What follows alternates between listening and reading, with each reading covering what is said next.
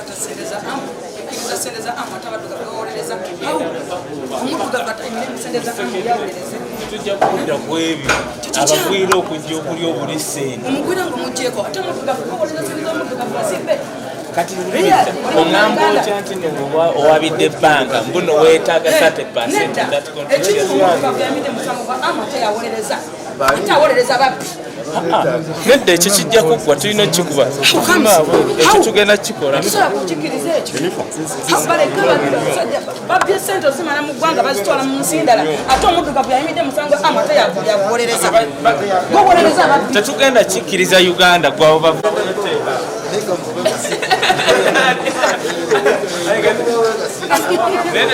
tetujja kikkiriza amwasooka ayogere nze ngenda kwogera tugende wansi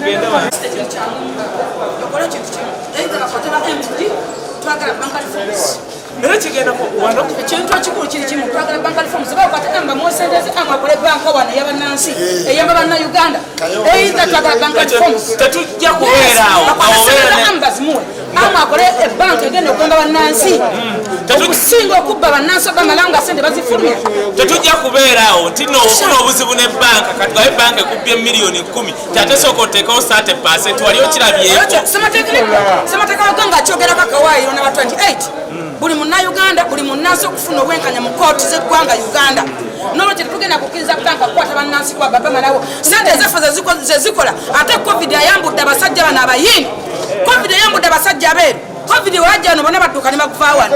wano wonoonya nnyo si amuyaka gwe babbi bwonoonya omusajja wano nti bazimbyewo ddwaliro bazimbyewo ki bagenda ne bazimba agakaani eriyiiri eriruddawa kenya ensi yaffe gye bajja mu sente bazipakira ne bazitwala ensi yaffe gye bajja mu sente bazitwala e bulaaya essaawa zino tulina okulwanyamu nga bannayuganda mwemulowooza eggwanga balibba bata babata babba abantu babona abantu babba sente nga bakubba sente totono buli banka nga bakutema sente nga tomanyi owulira bakwate sente za amba zimuddize either amu akole banka egenda okugasa bannannyini nsi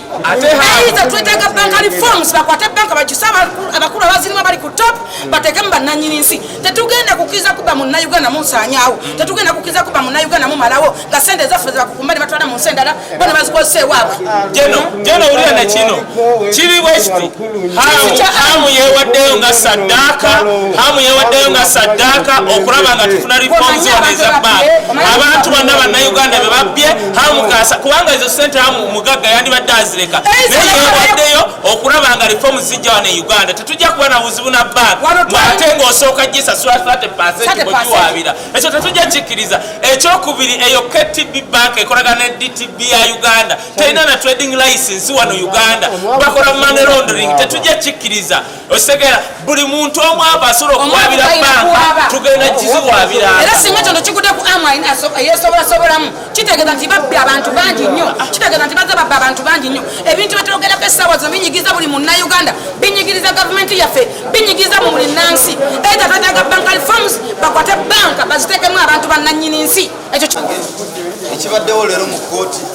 mwenna mukimanyi nti nakola account reconciliation ne audit nensanga nga banka emu wammanga gye mumanyi nga Diamond Trust Bank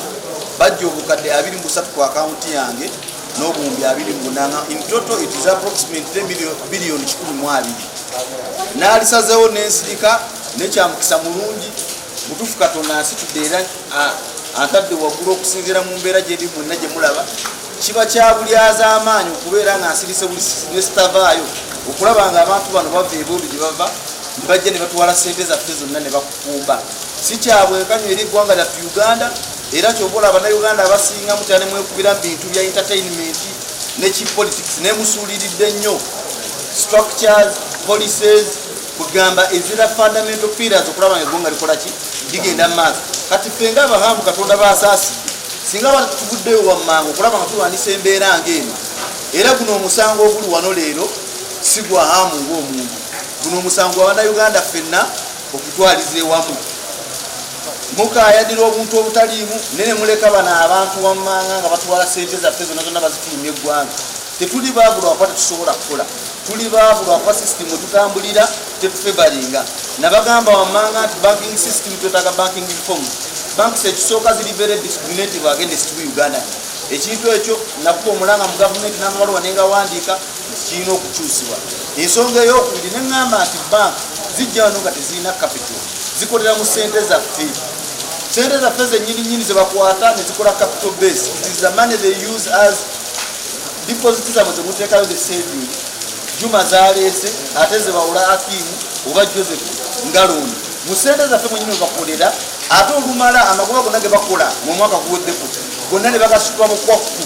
ne bagatwala okulambanya ensi zaabwe. Ate mu ddala aba ne bajja ne ku akawunti zaffe abamu ku ffe ate ne batandika ozisongola. Kati ne weewuunya banka zino zajja wano kulaba nga tugenda mu maaso oba zituza buziki mabega. Zino sente zemmanja banka bilioni 12. Zino sente si za hamu, sente zammwe. Teweewuunya sente zoonoonya ze zino zennyini zinola bakola ki batwala. Era kyamukisa mulungi okusinziira mu mbeera mwempise ne banka eno nasazeewo nti bino mbeera mbimaliriza ngenda kugulawo banka eyaffe ey'abannayuganda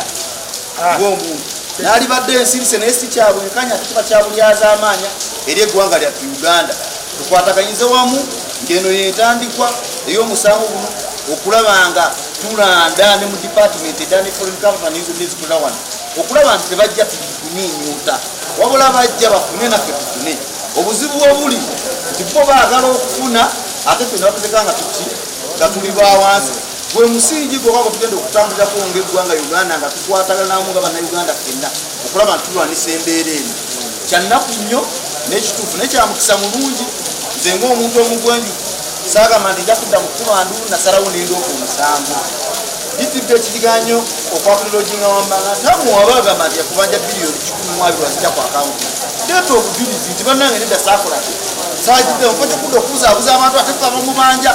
balimu DTB temmanja. DTB nzaagibanja yajja ku akawunti omuntu 12. Era tusabe nnyo nti sente zaffe zino bazituwe ate tulabe nga tukolamu ebintu ebiyamba bannayuganda okugenda mu maaso. Kuba bazitwala ezo sente batubatuteeza hamu babeera batuteeza mu mwenna nga bannayuganda. Tukwataganyize wamu tuve mu bintu bya entertainment okusinga ne chief politics. Kale nayo birungi ne naawe MP ebyobufuzi mu Uganda gwafuuse mulimu. Naawe yeesimbye ku MP ojja genda okutuuka mu palamenti nga sente zonna eno wammanga zagwa n'omusala ogusasula teguliiyo. Tulina kulwana okulaba nti sente zaffe zisigala muki mu ggwanga zitukulaakulanye ng'abantu. Banka evuddeyo ng'ovudde ku kyokutwala sente zange bilioni 12. Wabaddewo omusango omulala nti DTB Kenya terina license kolera bizinesi wabwe. Ne leero mu kkooti mwenna mubaddewo balooya ba DTB bavuddeyo ne bagamba nti mazima kituufu tebalina license ekolera wano.